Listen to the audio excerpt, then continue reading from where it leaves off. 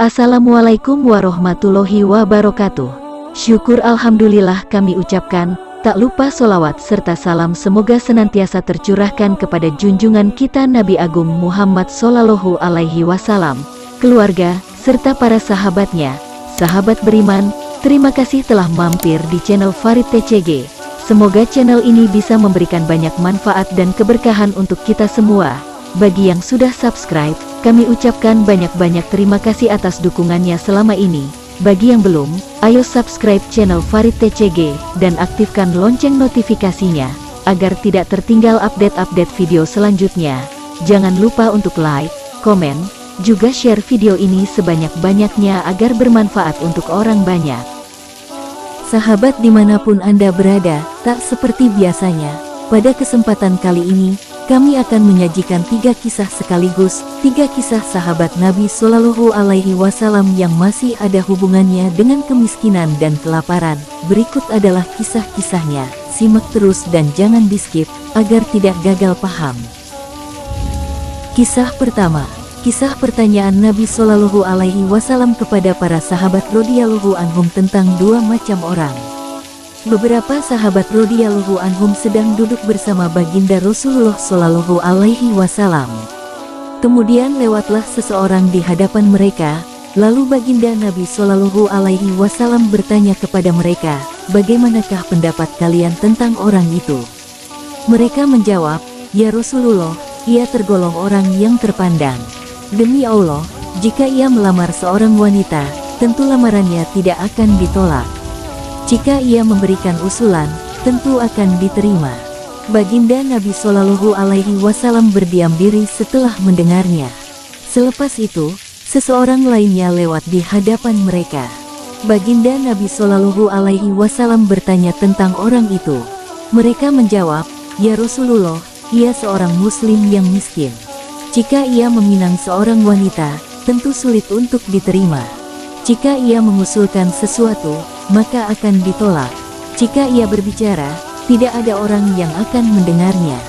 Baginda Nabi Sallallahu Alaihi Wasallam bersabda, satu orang ini lebih baik daripada orang pertama walau sepenuh dunia. Faidah, maksudnya, Allah Subhanahu wa Ta'ala tidak memandang seseorang hanya dari segi kemuliaan keduniaannya.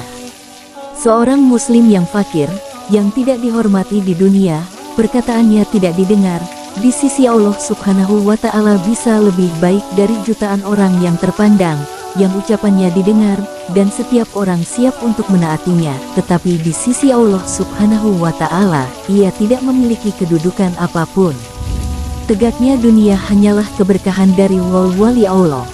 Hal ini terdapat dalam sebuah hadits, ketika tidak ada lagi orang yang menyebut asma Allah di dunia ini, maka kiamat akan datang dan dunia akan berakhir. Dengan keberkahan menyebut asma Allah Subhanahu wa Ta'ala, dunia ini masih dapat berjalan dengan teratur.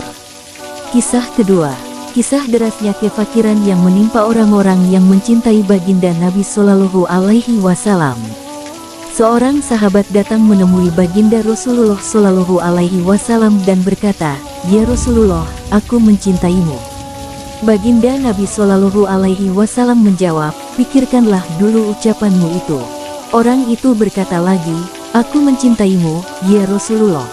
Baginda Nabi Sallallahu Alaihi Wasallam menjawab lagi, pikirlah dulu sebelum kamu berkata demikian. Setelah 3 kali orang itu berkata demikian, baginda Nabi Sallallahu Alaihi Wasallam bersabda, baiklah, jika ucapanmu benar, maka bersiap-siaplah menghadapi kefakiran yang akan menimpamu. Karena orang-orang yang benar-benar mencintaiku, akan cepat ditimpa kefakiran seperti derasnya air yang meluncur dari atas gunung ke lembah. Faidah, inilah yang menyebabkan sebagian besar sahabat radhiyallahu anhum berada dalam kemiskinan dan kefakiran.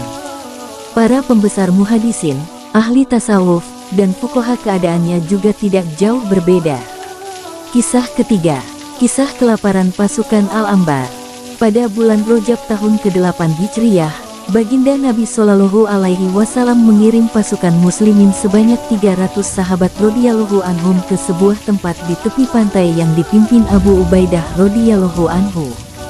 Baginda Rasulullah Shallallahu Alaihi Wasallam hanya membekali mereka semua dengan sekarung kurma.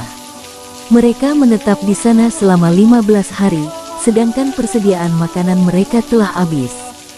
Qais radhiyallahu anhu, salah seorang anggota pasukan, membeli unta dari anggota pasukan lainnya dengan perjanjian akan dibayar di Madinah nanti. Unta itu pun disembelih. Akhirnya, mereka menyembelih 3 ekor unta setiap hari. Pada hari ketiga, pimpinan pasukan, Abu Ubaidah radhiyallahu anhu, berpikir, jika penyembelihan itu diteruskan, tentu mereka akan kehabisan kendaraan dan sulit untuk pulang. Oleh sebab itu, ia menghentikan penyembelihan unta tersebut. Lalu, ia menyuruh mengumpulkan semua kurma yang masih tersisa dari seluruh pasukan untuk dijadikan satu dalam sebuah kantong. Setiap hari sebutir kurma dibagikan kepada setiap orang. Mereka hanya mengulungnya sambil minum air, dan inilah makanan mereka hingga malam hari. Mengatakannya memang mudah, tetapi dalam pertempuran yang sangat memerlukan tenaga dan kekuatan, maka sebutir kurma setiap hari adalah sangat sulit untuk dibayangkan. Ketika Jabir radhiyallahu anhu menceritakan hal ini, seorang muridnya bertanya, "Sebutir kurma, apa faidahnya?" Sahutnya, "Faidahnya akan diketahui tatkala tidak ada kurma lagi. Setelah itu, tidak ada yang tersisa selain kelaparan." Mereka terpaksa memetik dedaunan kering yang dicampur dengan air, lalu mereka makan. Dalam keadaan terpaksa, semua dapat dilakukan. Sesungguhnya Allah Subhanahu wa Ta'ala akan mengganti setiap kesusahan dengan kemudahan. Sesudah mengalami kesusahan dan kesulitan, maka Allah Subhanahu wa Ta'ala mengirim untuk mereka seekor ikan yang besar dari samudera, yang terkenal dengan sebutan ikan ambar.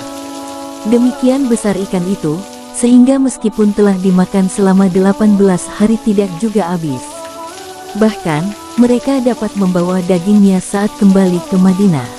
Ketika peristiwa ini diceritakan kepada Baginda Rasulullah Shallallahu Alaihi Wasallam, beliau berkata, "Ikan itu adalah rezeki yang Allah Subhanahu wa Ta'ala kirimkan untuk kalian." Faidah: penderitaan dan kesusahan di dunia pasti terjadi, terutama pada orang-orang yang dekat dengan Allah Subhanahu wa Ta'ala. Baginda Nabi Shallallahu Alaihi Wasallam bersabda, penderitaan yang terberat diberikan kepada para nabi alaihimussalam, kemudian kepada orang-orang yang mulia sesuai dengan derajatnya. Ujian akan diberikan kepada seseorang sesuai dengan derajat agamanya. Setiap selesai mengalami suatu kesusahan, dengan rahmat dan kasih sayangnya, Allah Subhanahu wa Ta'ala akan mengiringinya dengan kemudahan. Hendaklah kita senantiasa berpikir, betapa orang-orang terdahulu sangat bersusah payah. Semua itu semata-mata demi agama. Mereka rela menderita kelaparan, memakan dedaunan, dan menumpahkan darah untuk menyebarkan agama. Sementara saat ini, kita menjaganya saja tidak mampu. Demikianlah, semoga dari kisah-kisah sahabat yang baru saja kita simak, semakin teguh keyakinan kita, dan semakin kuat keimanan kita. Semoga bermanfaat. Akhirul kalam.